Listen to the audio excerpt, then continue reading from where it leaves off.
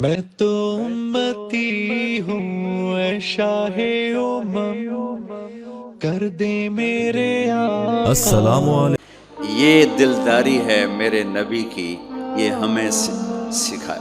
کہیں عورتوں کی بدتمیزی بھی انتہا کو پہنچی ہوتی ہے اور وہ اپنے گھر اجاڑ دیتی ہیں اپنی زبان کی شدت کی وجہ سے، اپنی بد اخلاقی کی وجہ سے۔ لیکن کوئی زیادہ معاملہ مردوں کی طرف سے خراب ہوتا ہے تو شریعت نے بھی اس کو زیادہ بیان کیا اور میرے نبی نے بھی اس کو اجاگر کیا۔ اور میرے نبی کی آخری تقریر، آخری خطبہ حجۃ الوداع کا صرف ایک رشتے کو بیان کیا، صرف ایک رشتے کو بیان۔ ہم کتنے رشتوں میں جکڑے ہوئے ہیں، ماں باپ، بہن بھائی، چاچا تایا، خالہ خالو، دادا دادی، نانا نانی، ساس بہو، کتنے ہم رشتوں میں جکڑے ہوئے ہیں۔ میرے نبی نے صرف ایک رشتے کا حق بیان کیا، استوصوا بالنساء خیرا، میں تمہیں تمہاری بیویوں کے بارے میں وصیت کر رہا ہوں، ان کے ساتھ اچھا سلوک کرنا۔ صرف ایک رشتے کو بیان فرما، چونکہ یہ بنیادی رشتہ ہے، یہاں سے خاندان بنتا ہے۔ جب یہ ٹوٹ جاتا ہے اور ہمارا جوائنٹ فیملی سسٹم ہے تو کہیں ساس توڑ رہی ہے، کہیں سسر توڑ رہا ہے، کہیں نندیں توڑ رہی ہیں، کہیں خود خامد اپنی بے وقوفی کی وجہ سے توڑ رہا ہے، کہیں بیوی اپنی حماقت کی وجہ سے اس رشتے کو توڑ رہی ہے۔ ایک عورت آئی، ایک لڑکی آئی، یا رسول اللہ میری شادی ہونے لگی، میرے خامد کا کیا حق ہے میرے اوپر؟ دونوں طرف کی میرے نبی نے زندگی سکھائی۔ میرے نبی نے فرمایا تیرے خامند کے جسم پہ پھوڑے نکل آئیں، پھوڑوں میں گندا پانی جمع ہو جائے، پیپ جمع ہو جائے، اور تو زبان سے چاٹ چاٹ کے اس کے زخموں کو دھوئے، تو بھی تو نے اپنے خامند کا حق ادا نہیں کیا ہے۔ دوسرا، لائف کو بیلنس کیا میرے نبی نے کہ ایک گھر کیسے چلتا ہے اور کس طرح خوبصورت بنتا ہے، وہ میرے نبی کے اخلاق ہیں۔ آپ سب سے ایک بات کرتا ہوں، برداشت کرنا سیکھ لیں، زندگی خوبصورت ہو جائے۔ صرف سارے اخلاق کو میں جمع کروں ایک لفظ میں، برداشت، اور اس کو شریعت میں صبر۔ صبر کرنا سیکھ لیں، زندگی خوبصورت ہو جائے گی۔ بچیاں ساس کی شکایت کر رہی ہوتی ہیں، کبھی خامند کی شکایت کر رہی ہوتی ہیں، کبھی اولاد ماں باپ کی شکایت کر رہی ہوتی ہے، کبھی اولاد ماں باپ کی شکایت کر رہے ہوتے ہیں۔ شکایتوں سے جہان بھرا پڑا ہے۔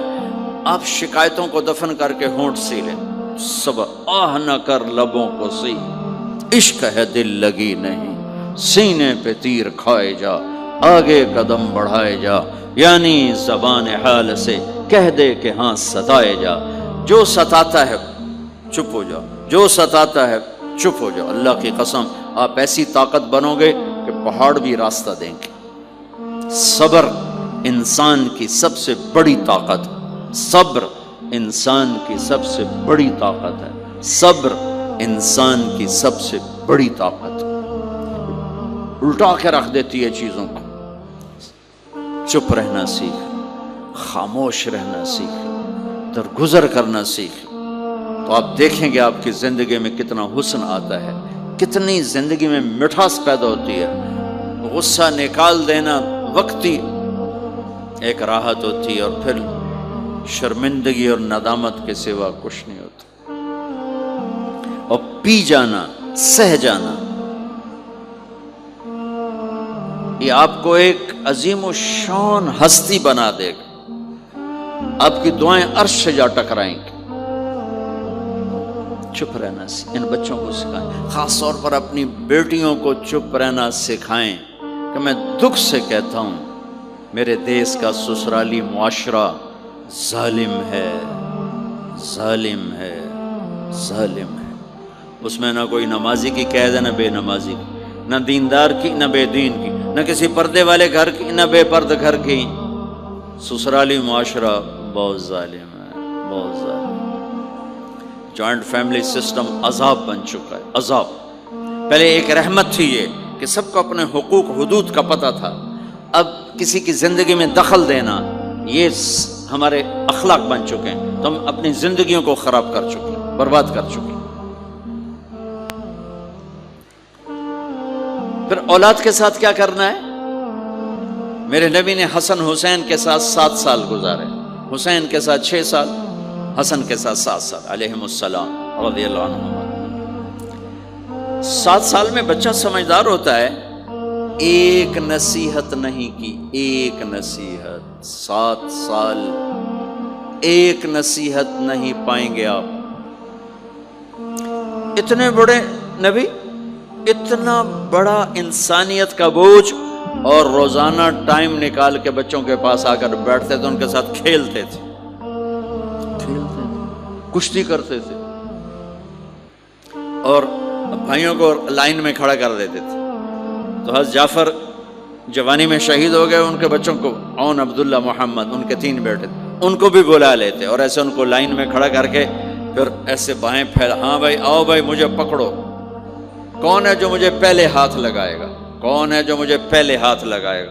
وہ دوڑ لگاتے، پانچوں کا پانچوں، کوئی سر پہ چڑھتا، کوئی کمر پہ چڑھتا، کوئی گود میں گرتا، اور میرے نبی بیٹھ کے مسکراتے. ایک مجھے بات یاد ہے، صرف ایک یاد، کہ حضرت امام حسن رضی اللہ تعالیٰ عنہ علیہ السلام، انہوں نے صدقے کی کھجور اٹھائی اور منہ میں ڈال لی. صدقے کا آیا تھا مال، تو ایک کھجور اٹھا کے منہ میں، تو ہم کہا بخ بخ بخ، تو آپ نے منہ میں نا انگلی ڈال کے کھجور نکال لی کہ بیٹا ہمارے گھر پہ صدقہ جائز نہیں ہے، اس کو پھینک دو. بس یہ ایک بات مجھے اپنے نبی کی زندگی میں ملتی ہے. ٹائم دیا، محبت دی. کمال کی بات ہے نہیں، اتنی بڑی ہستی ہو اور بچوں کے لیے گھوڑا بنے پڑے، دونوں ہاتھ بھی ٹیک دیے، گھٹنے بھی ٹیک دیے، آؤ بھائی میری کمر پہ چڑھ جاؤ. ان کو کمر پہ چڑھایا اور پورے کمرے میں چکر لگا رہے ہیں، چکر لگا رہے ہیں. پھر ان سے کہہ رہے ہیں تمہارا اونٹ کیسا؟ اونٹ متیا سواری کو کہتے ہیں، لیکن عام طور پر متیا عربی میں اونٹ کے لیے بولا جاتا. تو پوچھتے بچوں تمہاری سواری کیسی ہے؟ پھر دونوں بھائیوں کو اتار دیتے اور نواسی حضرت زینب ان کو اٹھاتے اور اپنی کمر پہ بٹھا کر کمرے میں چکر لگا رہے ہیں، چکر لگا رہے ہیں، چکر لگا رہے ہیں. یہ مائیں روز ٹھوکی کھلوتے، ایدو تھپڑ، ایدو تھپڑ، ایدو تھپڑ، ایدو تھپڑ.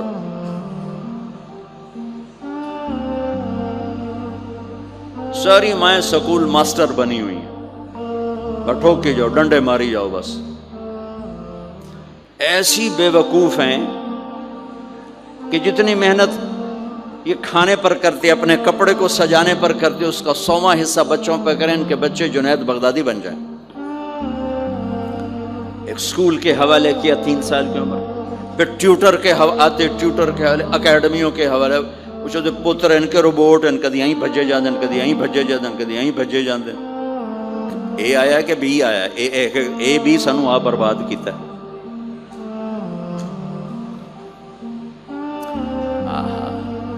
اور سنو، چلو یہ تو گھر کی بات ہے نا. ایک دفعہ حسن حسین کی کشتی کرواتے تھے، آؤ بھائی کشتی کرو بھائی. ایک دن کا واقعہ نہیں، یہ آئے دن کا واقعہ ہے. لیکن ایک واقعہ کہ حسن حسین کی کشتی ہو رہی، حسین چھوٹے تھے، حسن بڑے تھے، تو حسن دبا رہے ہوں گے حسین کو، تو آپ حضرت حسین کو شاباش شاباش حسین، ای ہے حسین، ای حسین، یعنی حسین زور لا، حسین زور لا، شاباش شاباش. اماں بول پڑی فاطمہ جنت کی سردار، یا رسول اللہ آپ ساری شاباش حسین کو دیے جا رہے ہیں، حسن کو نہیں دے رہے. ہم نے کہا فاطمہ یہ جبریل میرے پاس کھڑا ہوا ہے، یہ بھی حسین کو شاباش دے رہا ہے، تو اس کے پیچھے میں بھی حسین کو شاباش دے رہا.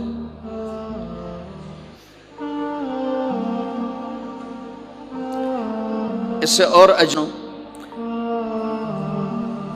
آپ فرض نماز پڑھا رہے ہیں، فرض نماز، فرض نماز، نفل نہیں، گھر میں نہیں، مسجد میں، اور آپ سجدے میں گئے اور حسن نے چھلانگ لگائی اور کمر پہ جا کے بیٹھ گئے اور اینجے مندہ کرسی تو ٹھوک کے بیٹھ جانا. میرے نبی نے سجدہ لمبا کر دیا، اتنا لمبا کیا کہ ان سجدے میں پڑے لوگ سوچنے لگے کہ کہیں اللہ کے نبی فوت تو نہیں ہو گئے.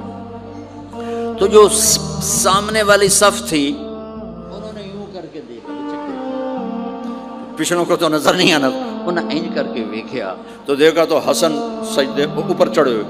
تو ایک صحابی جو قریب تھے انہوں نے ایسے ہاتھ آگے بڑھایا اتارنے کے لیے، تو میرے نبی نے بغلوں سے دیکھا کہ ایک ہاتھ آگے آ رہا ہے، تو آپ نے سجدے میں یوں کیا، میرے بچے کو کچھ نہ کہو، جب تک حسن نہیں اترے آپ سجدے میں پڑے رہے۔ اور ایک اور تماشا ہوتا تھا، چونکہ اب نماز لمبی پڑھاتے تھے، لمبی ہوتی تھی نماز، تو آپ ذرا پاؤں کا فاصلہ ہے تو حسن ادھر بیٹھتے، حسین ادھر بیٹھتے، نماز میں میرے رب کی قسم سنا رہا ہوں۔